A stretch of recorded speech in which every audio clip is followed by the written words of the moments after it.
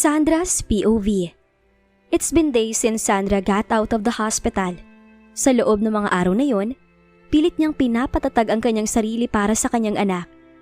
But even how much she forces herself to, hindi niya pa rin mapigilan ang sarili na umasang dadalawin siya ni Enrique at babawiin ang sinabi nito.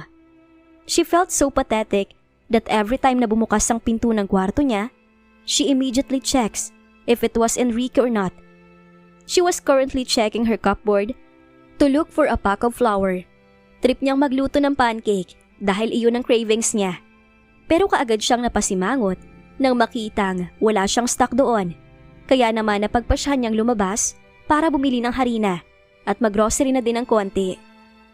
"Ma'am, umalis po kasi sandali si Sir Adler kaya hindi po kayo pwedeng lumabas." Magalang na tanggi ng guard na nakabantay sa kanya. Napangiwi siya at parang maluluha na. Kita niyang natataranta ang lalaki sa kanyang harapan, kaya sinakyan na lang niya ang kanyang mood at tuluyan ng umiyak. Nagtagumpay naman siya sa kanyang gusto. Kasama niya ang 2 bodyguards nang pumasok siya sa pinakamalapit na grocery store mula sa kondo ni Henry. She was just also waiting for the issue about her to lie low bago siya umalis doon at sa sariling kondo na manatili. She was picking one of her favorite chips nang maramdaman niyang may tila camera na nag-flash. Hinanap naman niya ang may-ari niyon at maya-maya pa, nakita niya ang 2 teenagers sa stall ng junk foods malapit sa kanya habang may hawak na cellphone. Nang makita nitong nakatingin siya, mabilis itong tumalikod at nagmamadaling umalis. She sighed. Panigurado, may lalabas na namang negative post sa social media tungkol sa kanya. Itinalukbong na lang niya ang hoodie ng kanyang jacket para hindi siya mapansin ng iba pang naroon. Binilisan din niya ang pamimili dahil baka dumugin siya ng media doon. 1,039 po lahat, ma'am. Ani ng cashier. Iniabot niya dito ang isang gold card na pagmamay-ari niya mismo. Ilang beses itong isinwipe ng cashier bago bumaling sa kanya. "Ma'am, your card payment was declined. Meron po ba kayong iba pang cards or you can pay through cash na lang po?" Are you sure? Maybe it's just a technical error. Can you try it again?" Tumalima naman ang babae at inulit ang pag-swipe. Pero ganun pa rin. Napalingon siya sa paligid at nakitang nakasimangot na ang ibang nakapila doon. "Matagal pa ba yan, miss? Baka bagong bodos yan para makapagbudol, ha?" Malditang saad ng isang ginang na nakasunod sa kanya.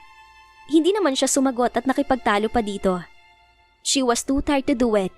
Ang gusto lang naman niya ay kumain ng pancakes at sa kasamaang palad pa, wala siyang dalang cash. "Sorry ma'am, pero ganun pa rin po talaga." Ani ng cashier. "Umalis ka na lang, miss. Pinapahaba mo lang ang pila eh." Galit pang sabi ng isang ginang. Aalis na sana siya na makarinig siya ng baritonong boses. "Use mine, miss." Agad siyang napalingon sa lalaki at napatingala. The man seemed familiar to her.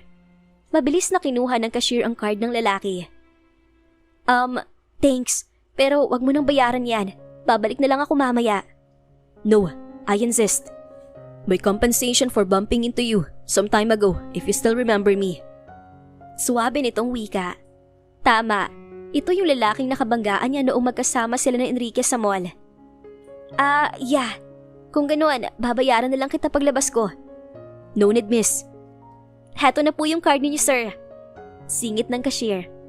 Tinanggap ito ng lalaki bago sumulyap sa kanyang pinamili. "Won't you mind if I'll help you carry those?" Tukoy nito sa grocery.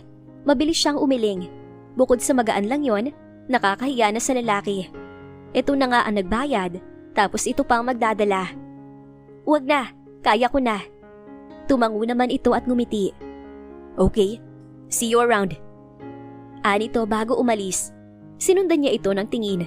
He really looks like Sancho. Kinuha niya ang kanyang grocery at muling tinanaw ang lalaki.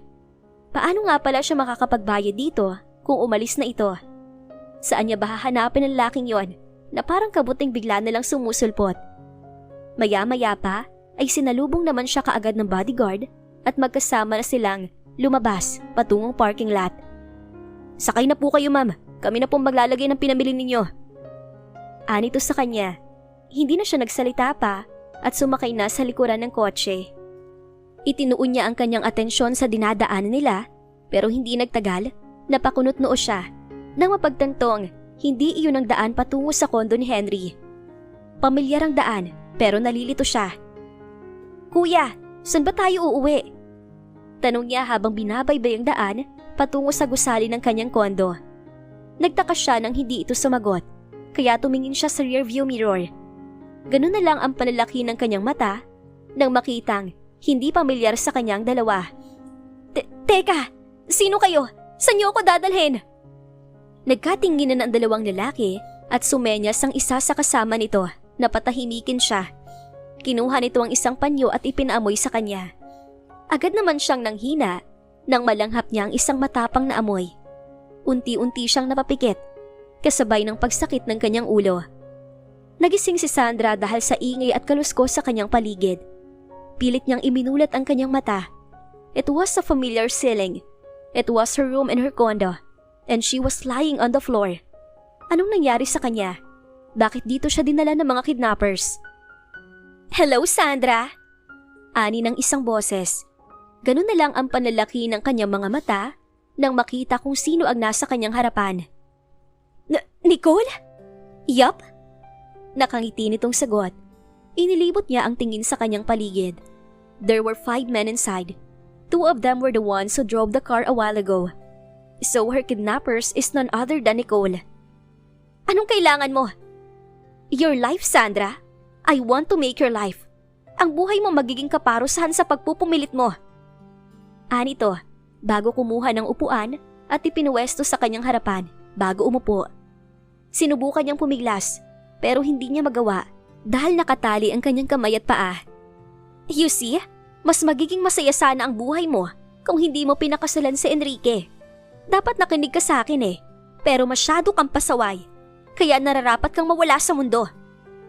Nanlilisik ang mga mata nitong sigaw. This woman looked like a psycho. "Malapit na kaming maghiwalay. Pumirma na ako ng annulment papers. Ano pa bang gusto mo?" "Sa tingin mo ba sapat na yon? Malapit ka nang maalala ni Enrique. Pero bago mangyari yon, kailangan mo nang mawala na sa mundong to. Maayos ang lahat hanggang sa dumating ka sa buhay ni Enrique. Kasalanan mo lahat ng to, Sandra. Sinira mo lahat ng meron kami ni Enrique. He doesn't love you, Nicole. Stop your illusions. There is no everything between the two." Bago pa niya matapos ang kanyang sinasabi, ay isang malakas na sampal ang dumapos sa kanyang pisngi. Nasugatan pa ng bahagya ang kanyang pisngi dahil sa talim na mga kuko nito. "Shut up!" Sigaw nito bago tumayo. Sinundan niya ng tingin si Nicole at nakitang kumuha ito ng isang cutter. Anong gagawin mo?" She wasn't afraid for her life, but rather for her baby's life. Hindi rin naman niya maaaring sabihin dito na buntis siya. Lalo lang itong magagalit sa kanya at baka mas mapabilis pa ang buhay niya. Plain and simple. You see this? Iwinagayway nito ang isang puting papel bago inilagay sa bedside table ng kanyang kama. Bumalik naman ito agad sa kinaroroonan niya at yumuko para magpantay ang mukha nila. "The thing will be your suicide note." Anito bago ipinakita sa kanya ang isang matalim na cutter. "Puputulin nito ang pulso mo, Sandra. Papanaw ka dahil nahihiya ka sa mga maling nagawa mo." Nahintatakutan siyang napatitig sa dala nitong patalim. Nicole, please! Untie her!" Maotoridad nitong utos sa mga tauhan. Tumalima naman ang mga ito at kinalagan siya. Subalit nang magpumigla siya, ay mahigpit siyang hinawakan ng mga ito. "Nicole, please! Don't do this!" Umiiyak niyang pagsamo, pero parang bingi lang ang babae. "Goodbye, Sandra. See you in next life." "Bitiwan niyo ako!" Sigaw niya habang pilit na kumakawala sa pagkakahawak ng mga tauhan ni Nicole. "Pakawalan mo ako, Nicole! Hindi ka mapapatawad ni Enrique pagdating ng panahon na maalala niya ako." Maarteng humalakhak ang babae at naiiling pa. "As if Enrique will know. I will make sure everything is clean, Sandra. And besides, kung mahal ka ni Enrique, mararamdaman niya. Alam mo bang kasabihang, maaaring makalimot ang isip, ngunit hindi makakalimutan ang puso? Sadly, hindi bagay sa'yo kasi hindi siya ganun ka-inlove sa'yo. At alam mo kung anong nakakatawa? Inabot ni Enrique sa akin yung annulment papers para iproseso agad para mapakasalan niya ako. You're lying, Nicole. Hindi ka niya pakakasalan. He doesn't love you. Pinahid ni Nicole ang luhang dumaloy sa kanyang pisngi, pero marahas naman niyang iniiwas ang kanyang mukha rito. Ow, poor you. So much that I wanted na pahirapan ka. I'm afraid I'll run out of time. Nakasimangot pang saad nito. At dahil mawawala ka na sa mundong to, may gagawin akong espesyal para sa'yo. Gusto mo bang basahin ko ang huling sulat mo? Dagdag pang asar niya. Nakita niya ang galit sa mga mata ni Sandra na nagpabuhay sa kanyang dugo. Kinuha niya ang sulat sa bedside table at minuklat iyon. Dear Enrique, alam kong galit ka sa akin at alam kong hindi mo na ako gusto sa buhay mo. Isang pangunahing dahilan kung bakit gusto mong ipawalang bisa ang ating kasal. Hindi ko na kaya, Enrique. Basta, mahal na mahal kita. Paalam, Enrique. Nababaliw ka na! Sigaw ni Sandra. Nakangiting itinupin ni Nicole ang sulat bago ibinalik sa bedside table ng kama ni Sandra. The note was so you. Very touching and romantic. Have a nice sleep, okay? Ani pa nito at tinapik ang kanyang pisngi bago bumaling sa mga tauhan nito. Hold her tight! Mahigpit siyang hinawakan ng mga tauhan ni Nicole. Kinalaga na rin ng mga ito ang tali niya sa paa, subalit kahit anong pagpupumiglas niya, ginamit man niya ang buo niyang lakas, wala pa rin siyang magagawa laban sa 5 lalaki. Nagsimula na siyang umiyak habang abot-abot ang kaba sa kanyang puso sa maaaring mangyari. Hinaklit ni Nicole ang kanyang kanang kamay habang hawak nito ang cutter. Labis ang pangamba niya nang itaas na nito ang patalim. Shh! Stop crying! This will be a quick, Sandra. Anito sabay pinasadahan ng kanyang palapulsuhan. Nanlaki ang kanyang mga mata.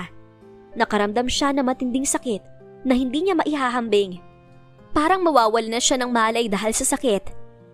Miss Nicole, someone is coming! Dinig niya ang anunsyo ng isang lalaki sa kanyang malabong pandinig. Damn! We need to go now, Miss Nicole. Our informer said, it's the Moratis who's coming. Mabilis namang kinuha ni Nicole ang kaliwang kamay niya, saka pinahawak sa kanya ang cutter, bago ito tumayo at umalis ng silid. Napabuntong hininga siya habang nagdadasal na may dumating na magliligtas sa kanya kahit napaka-imposible. And if ever there is someone, she isn't sure if she can make it out alive. I'm sorry, baby. Hindi ka naprotektahan ni Mommy. In her hazy consciousness, nakarinig siya ng lagapak sa kung saan. Isang hanay ng maiinit na mga kamay ang kumukuha sa kanyang mahinang katawan.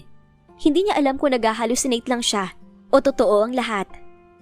Ang pamilyar na init, pamilyar na mga kamay, pamilyar na pabango. Iyon ay ang kanyang asawa, Enrique. Pero paano iyon nangyari? Naalala na ba niya ako? Oh my Sandra!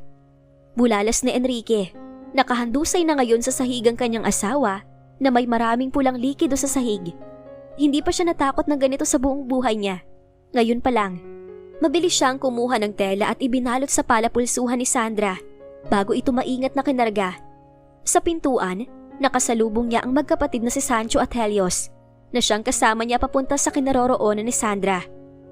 What happened to her? Humahangos na tanong ni Sancho. She's heavily bleeding. We need to take her to the hospital right now. Aniya, saka ito nilampasan. Give her to me then. Habol pa ni Sancho. No, I will take her myself. He was so worried that he wanted to make sure she'll be fine. Hanggat maaari, nais niyang manatili sa tabi ni Sandra hanggang sa magising ito. Baliw ka ba? Walang ligtas na ospital para sa kanya sa labas. Itigil mo yung pagiging mapilit mo at ibigay mo siya sa akin. Kontra naman ito sa kanya. Shut up, Sancho. I will get a doctor for her myself. She's my wife, kaya ako masusunod. This isn't about that right now. Pwede bang tumahimik kayong dalawa? Maaaring pumanong si Sandra sa ganitong estado kung ipagpapatuloy nyo ang inyong walang kabuluhang pagtatalo.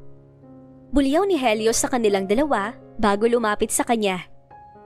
Do your mission well, Hippolito. Your father will be out of the country tonight. Pagkakataon na natin yon. Magkakaroon ng kompromiso ang pamilya ko kapag nabigo ka. And you too, kuya. Set aside that feeling of yours and be rational.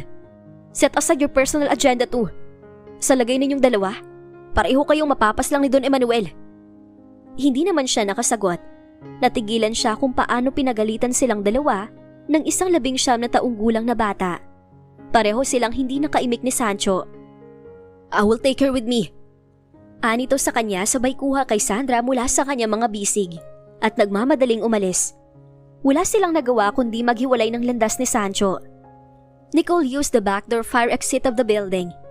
Malamang nasa paligid lang sila at nagmamasid kung sino ang tumulong kay Sandra.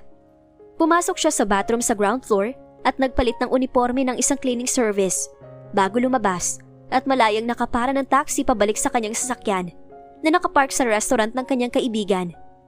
He drove his car back to his mansion, but before stepping out, tinanggal niya muna ang suot niyang damit at nagpalit ng bago. Pagkababa niya, sinalubong agad siya ni Amalia. After he woke up from his coma and got discharged from the hospital, dito na ulit siya nanatili sa kanyang mansyon. His plan was to demolish this house, pero hindi niya yun nagawa, and the worst is, he needs to stay here and act like how he used to do before. Good afternoon po, Sir Enrique. Bati ni Amelia. Tangulang ang isinagot niya dito bago umakyat sa kanyang silid. He was halfway through the staircase nang mapansin na wala na ang malaking wedding picture nila ni Sandra sa salas. Kunot-noo siyang bumaba at muling hinarap si Amelia. Nasaan yung frame na nakalagay dyan, Manang? Pinatanggal na po ni Ma'am Nicole kanina na mapadaan siya, sir. Saan naman niya nilagay? Pinasunog niya na po, pati mga damit na naiwan ng dati ninyong asawa. Kaagad siyang napakuyom ng kamao. This woman was really something else. Sobrang dami na nitong atraso sa kanya. One of these days, sisingilin na niya ito at sisiguraduhin niyang pagbabayaran nito ang lahat ng pinsalang idinulot nito sa kanyang asawa. No one who messes with his beloved, agapi mo, gets away with it. Kahit na sino pa man. Sa kabilang banda, dinala ni Helio si Sandra sa kanilang mansyon na pag-aari ng kanyang kapatid. Si Pert, ang butler nila ang nagbukas ng pinto para sa kanya. Welcome home, young master. Bati nito sa kanya. Prepare my things, Pert. Utos niya sa lalaki. Bahagya itong nagulat nang makita siyang buhat-buhat ang isang babae. Pero agad naman itong tumalima sa utos niya. Iginiya siya ni Pert sa kwarto sa ibaba at inihanda ang lahat ng gamit niya para sa operasyon. Dahil nag-aaral siya bilang surgeon, siya na ang magsasagawa ng operasyon para kay Sandra. Sunod namang pumasok ang kanyang kapatid, pero nang makita siya nitong abala sa operasyon, lumabas naman ito nang hindi nagsasalita. It took him some time bago siya natapos, and thankfully, it was successful. Mabuti na lang at hindi naging ganun kalalim ang sugat ni Sandra. The wound shows that it was done in a hurry. Siguro, dahil alam ng salarin na darating na sila. Nang lumabas siya ng silid, ay siya namang pagbaba ni Amira, his brother's wife. Gaya ng mga nakagawaan nitong titig, nakatingin ito sa kanya na may blankong ekspresyon sa muka. Ang Kuya Sancho lang naman niya ang nakakapagpalabas sa kahit anong emosyong nararamdaman nito. Who was that woman, Helios? Malamig nitong tanong. It's Sandra Fernandez Hipolito. I'm sure she's familiar. Mabilis itong naglakad palapit sa kanya at pinukol siya na nakatunaw na tingin. See? When it comes to his brother, Amira shows what she's feeling at the moment. And what right do you have to bring that woman here? He doesn't have the right, but I do. Sagot ng Kuya Sancho niya mula sa kanyang likuran. Kibit-balikat naman siyang umalis sa pagitan ng dalawa. Hindi siya interesadong makinig sa love quarrel ng mga ito or whatsoever. His part is done, so he needs to exit. Naiiling na pinagmasdan ni Amira ang kanyang asawa. Galit na galit siya, pero ang lalaking ito sa kanyang harapan ay tila walang pakialam sa kanyang galit. Sa lahat ng lugar, Sancho, bakit dito mo dinala yung babaeng yan? Wala ka na bang natitirang tikas sa katawan mo? O nakalimutan mo na kung sino ako sa buhay mo nang makita mo lang siya? Why, Amira? Who are you in my life? You're just a wife on papers and nothing else. Stop acting like a jealous wife. I know you're not interested in me in the first place. Naiwan si Amira na nagingit-ngit ang kalooban. How can this man be so caring to that nothing but a weak woman, while he was so heartless to her? Sa pag-iisip pa lang na mananatili siya sa isang bubong, kasama ang babaeng mahal ng kanyang asawa, ay nasasakal na siya. Kailangan niyang makahanap ng paraan. para mapaalis ng mas maaga ang babaeng yan sa pamumuhay nila. Nang nakita niyang umalis na si Sancho, ay agad siyang pumasok sa silid kung saan kasalukuyang nakahiga si Sandra. She had seen her pictures, and now that she saw her in person, she was very disappointed. Wala namang espesyal sa babaeng to. Kung tutuusin, mas maganda pa siya rito. "What are you doing here?" Biglang tanong ni Sancho. Lumingon siya sa lalaki at kita niya ang nagbabadyang panganib sa mga mata nito na para bang may nagawa siyang kasalanan. Hindi naman siya nagpatinag sa ekspresyon nito. She was used to it. "Oh, am I forbidden to see her?" "Get out, Amira." "Paano kung ayoko? Anong gagawin mo?" Pangahamon niya rito. Hinawakan ni Sancho ang kanyang kaliwang braso, saka siya nito hinila palabas ng silid. "Sinusubukan kong maging banayad sa'yo dahil ayoko makasakit ng babae. Pero kapag may ginawa ka kay Sandra na hindi ko magugustuhan, then prepare for the worst, Amira." Ani to bago siya binitawan. "Don't worry, Sancho. I won't do anything to her. Gusto ko lang silipin. Yun lang." Ani niya dito. Yes, she won't for now, but not tomorrow or the next day. Ilang sandali pa siyang tinitigan ni Sancho na para bang tinatansya nito ang sinabi niya. Again, she showed him empty emotion in her eyes to avoid any hint that she'll do something bad. Naghahanda na si Enrique para sa kanyang misyon ngayong gabi, kaya naman inaayos na niya ang kanyang mga dadalhin, pati na rin ang mga patalim na gagamitin niyang pandepensa sa kanyang sarili. Though his mission requires no casualty, mabuti nang handa siya sa kahit na anumang pwedeng mangyari. Ngayong gabi ay papasukin niya ang opisina ng kanyang ama sa loob ng kanilang mansyon. Kailangan niyang kunin ang mahalagang dokumento na magpapatunay sa tiwaling pamamalakad ng kanyang ama. Ang pagputol sa pinagmumulan ng kapangyarihan ay ang unang hakbang na kailangan niyang gawin. Abala siya sa paghahanda ng kanyang armas nang tumunog ang kanyang burner phone. Nakatanggap siya ng mensahe mula sa ghost na naglalaman ng matagumpay na operasyon ng kanyang asawa. Kaagad sumilay ang ngiti sa kanyang mga labi. Guess, he'll be inspired to work tonight. Sandra's POV. Sandra woke up in an unfamiliar ceiling. Pinakiramdaman niya ang sarili, only to realize she was still alive. Thank God, akala niya hindi na siya makakaligtas pa. Dahan-dahan niyang inilinga ang tingin sa paligid. There was a dextrose in her left wrist, habang may bendahe naman ang kanyang kanang kamay. Naging suki na yata siya ng disgrasya ngayon. Lagi na lang siyang nawawala ng malay at nagigising sa kung saan-saan. Finally, gising na ang istorbo. Ani ng isang hindi pamilyar na babae. She looks like a foreigner at unang tingin pa lang niya dito, halata na ang disgusto nito sa kanya. The way her eyes show hatred says it all. Who are you? And where am I? The woman just rolled her eyes on her bago ito tumalikod at lumabas. Napabuntong hininga na lang siya. Hindi ba pwedeng maging mabait lang ito at sagutin ang tanong niya? Bakit pa ba kailangan itong magmaldita sa kanya? Gayong hindi naman niya ito kilala. Tss, hindi niya maiwasang maalala si Nicole sa katauhan ng babaeng kaharap. Maya-maya pa, bumukas muli ang pintuan. Kasunod niyon ang pagpasok ng isang lalaking kilalang-kilala niya. Sancho? Dahan-dahan naglakad ang lalaki patungo sa gawin niya at mataman siyang pinagmamasdan. Kung dati komportable siya kay Sancho, ngayon parang may pader nang nakaharang sa pagitan nila. Sancho lied to her. Nagpanggap itong ulila, gayong may pamilya naman pala ito. At hindi lang basta-bastang pamilya. Anak din siya ng mafia. Tumigil si Sancho ilang dangkal ang layo mula sa kanya. Marahil ay napansin nito ang klase ng tingin niya. How are you, Sandra? May masakit ba sa'yo? Or do you need anything? Like water perhaps? Pilit siyang ngumiti sa lalaki. Ayos lang ako, Sancho. Tumango naman ito bilang tugon. Papaano nga pala ako napunta dito? Maya-maya pa itanong niya. I saved you yesterday. Muling sumagi sa isip niya ang nangyari. Naalala niya na parang naramdaman niya si Enrique habang naghihingalo siya. Kaya naman napatitig siya sa lalaki. May kasama ka ba sa pagliligtas mo sa akin? Ilang beses itong napakurap-kurap, kaya pinukol niya ito na nagdududang tingin. Answer me, Sancho. Who was with you yesterday? Was it Enrique? Where is he? Hindi siya pwedeng magkamali. She can feel it. It was really Enrique. Tuluyang lumapit si Sancho at umupo sa paanan ng kama na kinaroroonan niya. It was my brother who was with me yesterday, Sandra. Magkasama kaming dalawa sa pagliligtas sa iyo. Sigurado ka ba? Tumango si Sancho kaya hindi na siya muling nagsalita pa.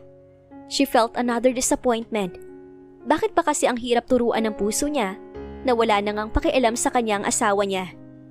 Maya-maya ay napapitlag siya nang marahing pinisil ni Sancho ang kanyang balikat. Stop thinking about anything for now, Sandra. I will call my brother to check on you. Anito bago tumayo at tuluyang nilisan ng kanyang silid.